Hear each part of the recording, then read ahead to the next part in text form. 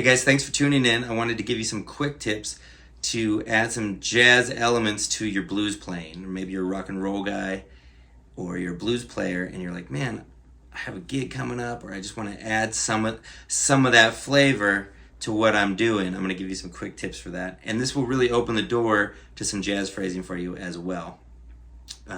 Maybe you're a blues guy and you want to start experimenting with some jump blues stuff, some swing blues stuff.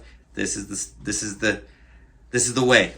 But before I start, I want to tell you a quick story. When I was 19 and I was in music school, I was studying classical guitar, but they had a jazz improv class at the school. So I was like, okay, I'm going to check this out. I'm interested in improvisation. Still am, 20 years later. Well, I show up to this class, and it's this jazz cat teaching it, this older guy, and he's just super good. And there's all these other jazz people, sax players, another guitar player, drummer, the whole deal. And I showed up on a Telecaster, and they would start with blues tunes. And I was like, okay, this is cool. I could deal with that because I already was into B.B. King and stuff like that. I at least knew about blues. I had been listening a little bit. I wasn't really a player. But, so they would throw me a solo, and every time I would take a solo, the teacher would say, man, you make me want a beer.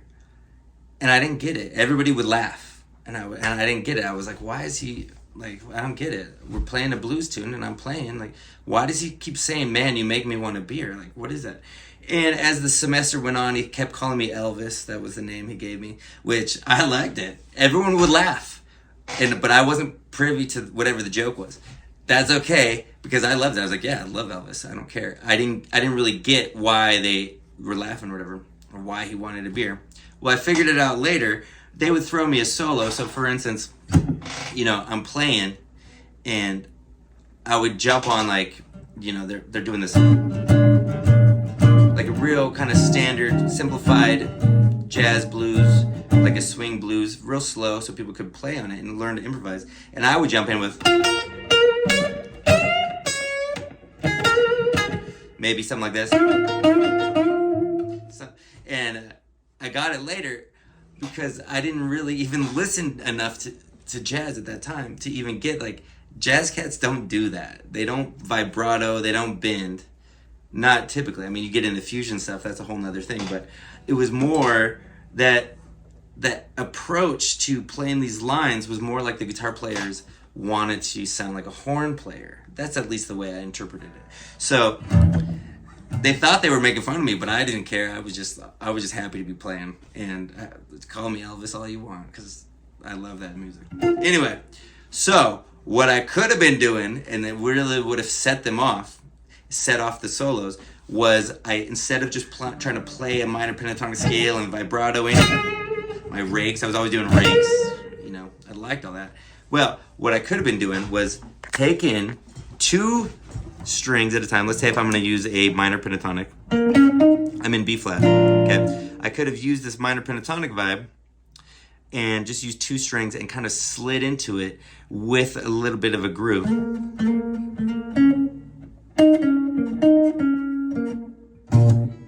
Little space, maybe a blue note in there.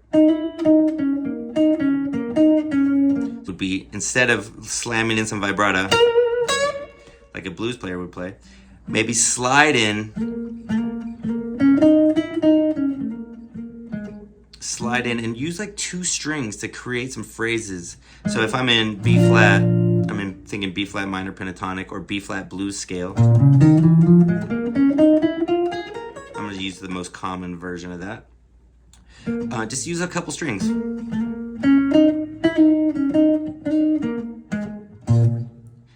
That's gonna already put you in that kind of vibe, maybe uptown blues type vibe.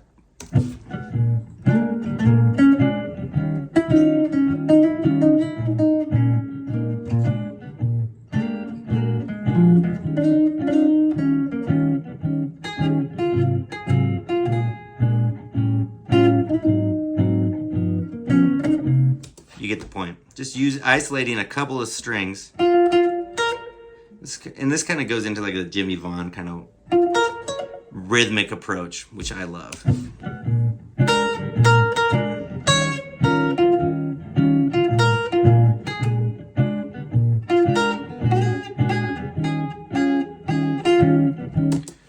it's already going to get you in the right mode.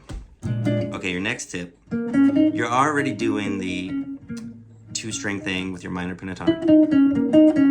You can hang out on the 13 or the 9th, or just start your phrases there and your phrases there, and you're going to really be accessing the vocabulary of upper extensions, which you don't need to know what that means right now. If you do, that's great. You're probably already a great player. But we're just adding some notes to the dominant 7 chord. So I'm going to hang with that 13.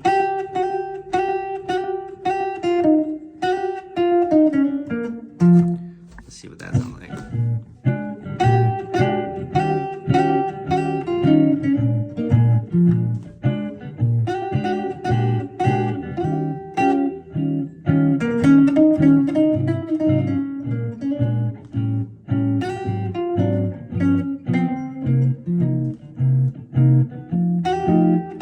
Let's try the 9th. Let's see what that sounds like.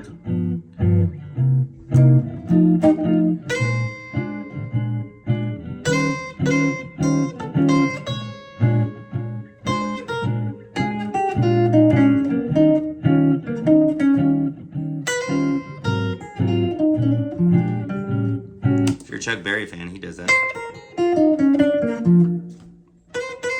Even on a rock and roll song. Very nice. Hanging on the 13, hanging on the 9th, into phrase on the 9th over here. So once again, I'm thinking in B flat. You just take your minor pentatonic. If that's the only tool you got, add a 9th to it, add a 13th to it. Here it is over here. That would be the 6th or the 13th, however you want to think of it. Same thing.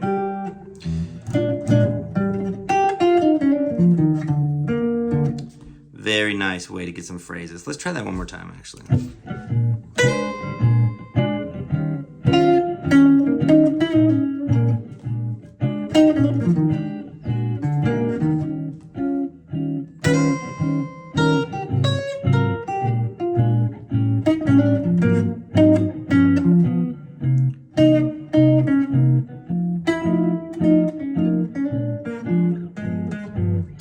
I like this game. I think this is cool. I'm finding some cool phrases here.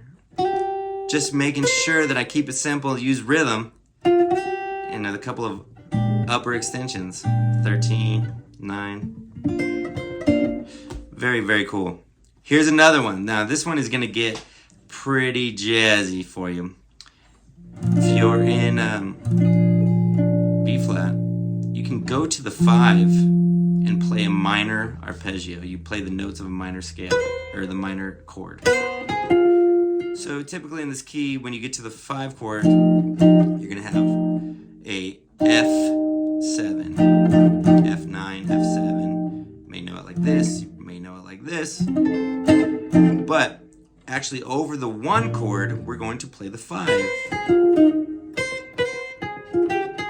And if you kind of hang out there, it's going to sound pretty damn jazzy.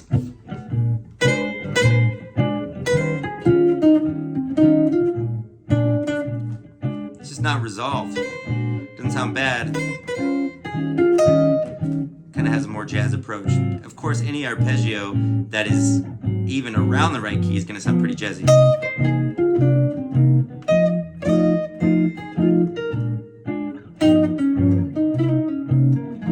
Okay, here we go. F minor.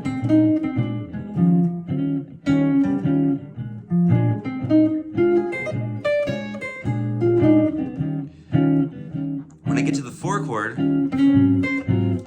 the 4 chord, I could play the B flat minor. So even though I'm playing E flat 7, I know we're getting pretty jazzy here. We're subbing it out. Wanted to keep this pretty simple and straightforward for you guys. But if you're on the 4 chord, play the minor arpeggio of the 1.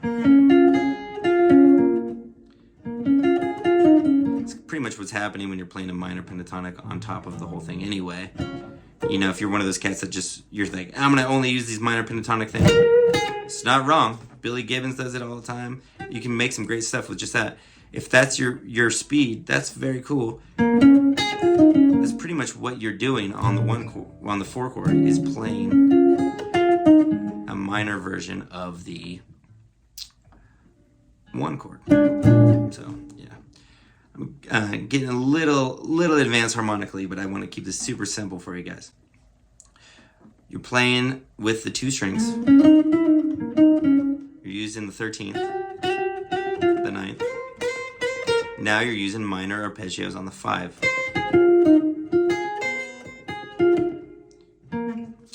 And then, let's try it.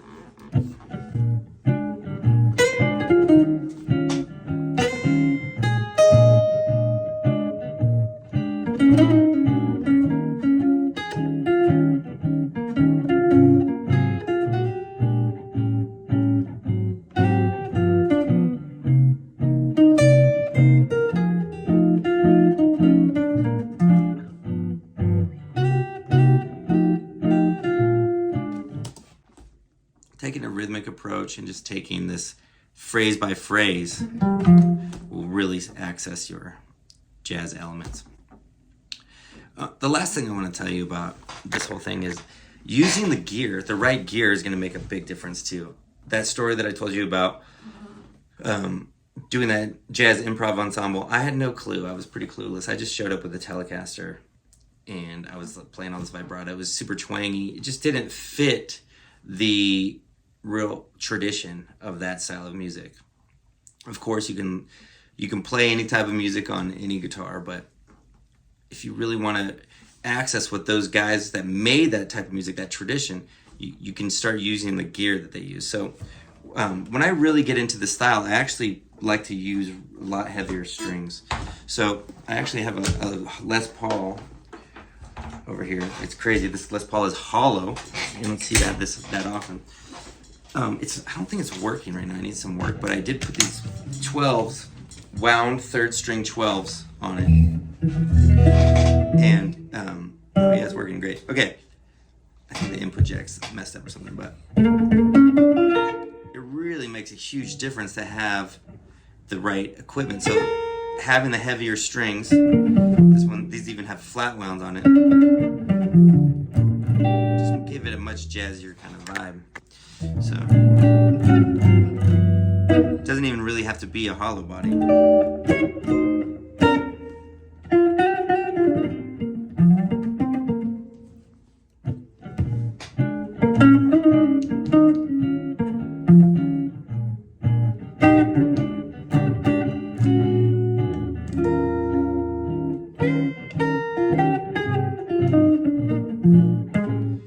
Even if you can't hear too big of a difference, it's making me play differently. It's forcing me not to bend that 3rd string and do a rake. And putting those limits on it, giving yourself only 2 strings to make a phrase, or putting the heavier strings on so it slows you down, can teach you so much. And when you go back to whatever your main thing is, if you're just like a blues rock guy or something like that, your playing will be different and your phrases will be different too. So that's the biggest reason why, well, maybe not the biggest, but it's a huge reason why you should study other types of music. It'll open up your ears, open up your rhythmic sense. And, the American music tradition is my favorite, and just this incredibly deep thing that it's like this well that just keeps getting deeper and deeper. The more I get into it, the more I love it and discover this like really incredible musicians, whether it's jazz, blues, the American stuff, the improvisers. We have really a treasure here in America. So before I go on any more on my soapbox, thank you for watching this video. I hope you got something out of it. I hope you get something good for your solos. And comment, subscribe, all that stuff too. Check out my courses, blackbeltmusician.com. Thanks again.